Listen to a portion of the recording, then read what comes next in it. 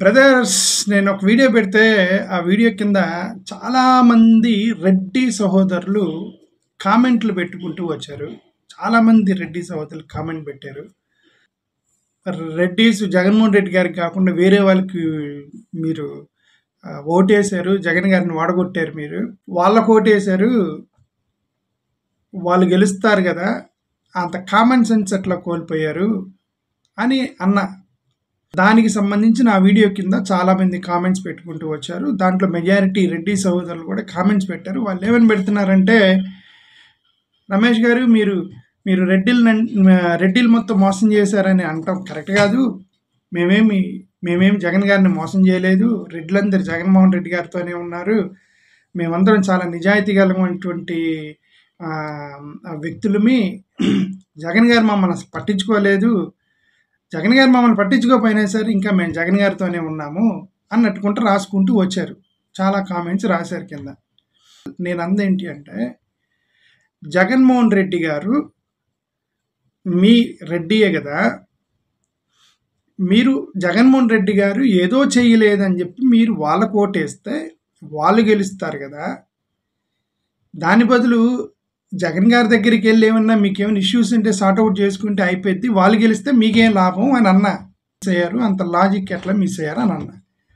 సరే, వాళ్ళు వీళ్ళు అని ఎందుకన్నానంటే, అది మీ ఇద్దరి మధ్య ఉన్నటువంటి కన్ఫ్లిక్ట్.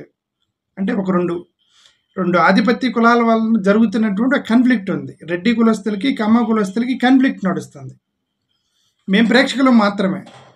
ఇక్కడ రెడ్ల మధ్య కమ్మల మధ్య జరుగుతున్న ఆధిపత్య పోరులో మిగతా కులాలందరూ ప్రేక్షకులే కదా.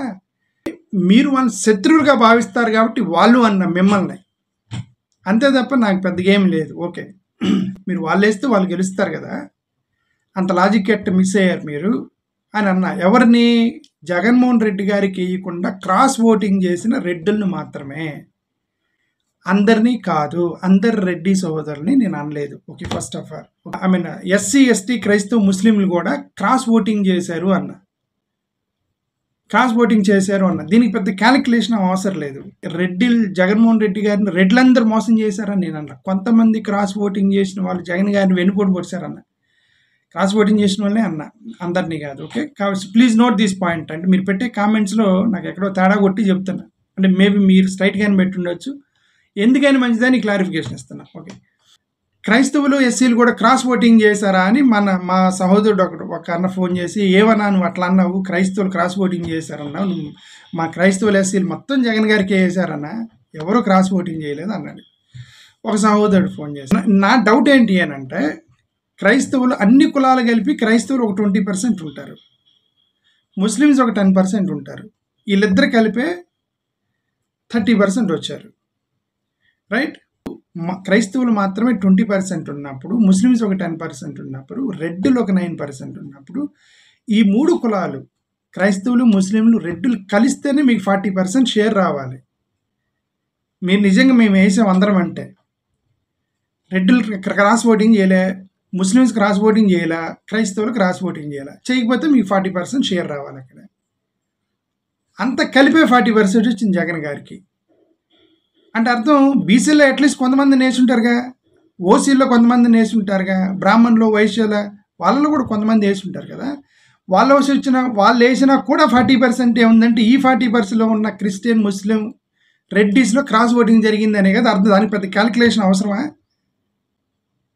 నేను అదే, క్రిస్టియన్స్ క్రాస్ ఓటింగ్ చేశారు, ఎస్సీ ఎస్టీలు క్రాస్ ఓటింగ్ చేశారు, ముస్లిమ్స్ క్రాస్ ఓటింగ్ చేశారు, రెడ్డులు కూడా క్రాస్ ఓటింగ్ చేశారు. ఇది ఎన్నుపోటు వాసు అని అన్నాను తప్ప, అంతే తప్ప. ఎందుకు? వీళ్ళలో కొంతమంది, అందరు కాదు, కొంతమంది క్రాస్ ఓటింగ్ చేస్తేనే 40% దగ్గర ఆగిద్ది. నేను చాలా రోజుల నుంచి చాలా కాన్ఫిడెంట్గా నేను జగన్మోహన్ రెడ్డి గారికి గెలుస్తారని కాన్ఫిడెంట్గా ఎందుకు చెప్తున్నానంటే, బీజేపీ వాళ్ళతో పొత్తు పెట్టుకున్నారు కాబట్టి వాళ్ళు క్రైస్తవులు ఎట్టి పరిస్థితుల్లో కూటమి కేయరనే భావనలో నేనున్నా, ముస్లిమ్స్ ఎట్టి పరిస్థితుల్లో కూటమి కేయరనే భావనలో నేనున్నా, రెడ్లో మ్యాక్సిమం జగన్ గారికి వేస్తారనే భావనలో ఉన్నా. వీళ్ళు ముగ్గురు వేస్తే చాలు, క్రిస్టియన్స్ ముస్లిమ్స్ రెడ్లు వేస్తేనే 40% షేర్ రావాలి. అంతా కలిపి 40 వచ్చిందంటే ఈ ముగ్గురు దెబ్బ కొట్టారనే కదా అర్థం. సింపుల్ లాజిక్, దానికి no calculations are required for that. నేనన్న కామెంట్కి క్యాస్ట్ సెంట్రిక్ డిస్కషన్కి సంబంధం లేదు. అంటే నా ఎస్సీ, నా ఎస్టీ, నా బీసీ అని జగన్మోహన్ రెడ్డి గారు అన్నారు కాబట్టి దానికి హట్ అయ్యి రెడ్డి కులస్తులు క్రాస్ ఓటింగ్ చేశారు అన్నది ఇక్కడ క్యాస్ట్ ఇష్యూ కాదు, కాన్సన్ట్రేషన్ ఇష్యూ బేస్ చేసుకొని నా మైండ్లో కాన్సన్ట్రేషన్ ఇష్యూ ఉందే తప్ప క్యాస్ట్ ఇష్యూ లేదు.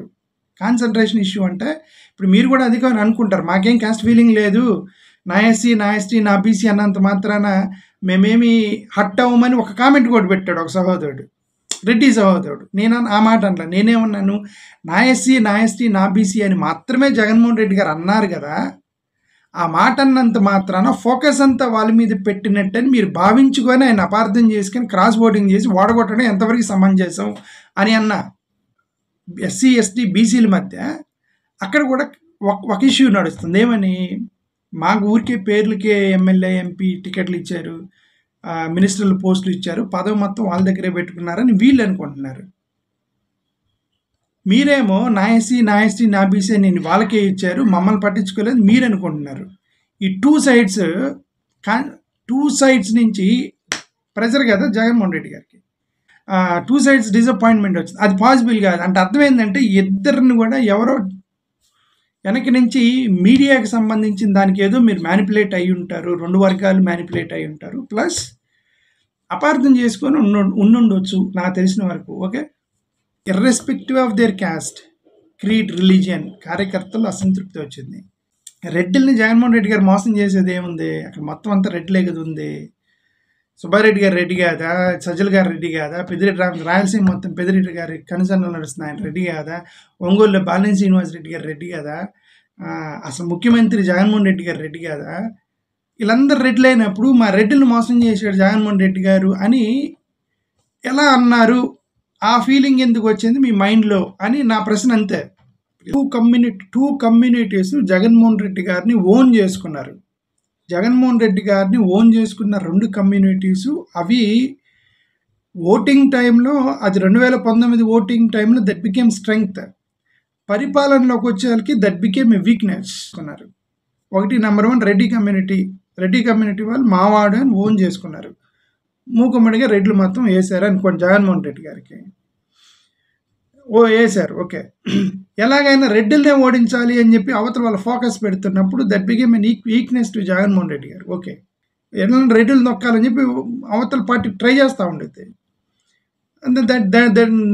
That means it is an weakness. ఆ కాన్సన్ట్రేషన్తోనే గొడవలు జరుగుతూ ఉంటాయి, కాన్సన్ట్రేషన్తోనే ప్లానింగ్లు, వ్యూహాలు మొత్తం జరుగుతూ ఉంటాయి, ఎలాగైనా రెడ్డిని దొక్కాలని చెప్పి. It's a weakness to Jaganmohan Reddy గారు. Okay, the other community Jagan గారిని ఓన్ చేసుకుంది క్రిస్టియన్ కమ్యూనిటీ అంటే ఆల్మోస్ట్ 70% ఆఫ్ ఎస్సీ కమ్యూనిటీ. ఆ తర్వాత ఇంక ఎస్టీ, బీసీలో ఉన్న క్రైస్తవులు, ఓసీలో ఉన్న క్రైస్తవులు, ఏదైనా సరే ఒక రిలీజియన్ పాయింట్ ఆఫ్ వ్యూలో క్రిస్టియన్ కమ్యూనిటీ మావాడని ఓన్ చేసుకున్నారు. 2019 100% ఓన్ చేసుకున్నారు, మూకుమ్మడిగా ఓటేశారు. But that also became a weakness to Jaganmohan Reddy గారు. వాళ్ళు గవర్నమెంట్ ఫామ్ చేసిన దగ్గర నుంచి రిలీజియస్ కాన్ఫ్లిక్ట్ చాలా తీసుకొచ్చేసారు. రెడ్డి గారు కొంచెం జాగ్రత్తగా ఉన్నారు, క్రిస్టియన్ కమ్యూనిటీని హైలైట్ చేయకుండా, క్రిస్టియన్ కమ్యూనిటీ ఆయన చుట్టూ ఉన్నట్టు హైలైట్ చేయకుండా వాళ్ళకి ఫోకస్ చేసి వాళ్ళు రిలీజియస్ గొడవలు లేపుతారని చెప్పి ఆ పాయింట్లో కొంచెం దూరంగా ఉన్నారు. దాన్ని కూడా క్రిస్టియన్స్ అపార్థం చేసుకున్నారు.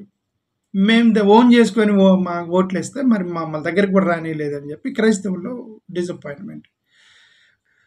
అర్థం చేసుకుంటే స్ట్రెంగ్త్ అవుతారు, అపార్థం చేసుకుంటే వీక్నెస్ అవుతారు. సింపుల్గా అపార్థం చేసుకుంటే వీక్నెస్ అవుతారు.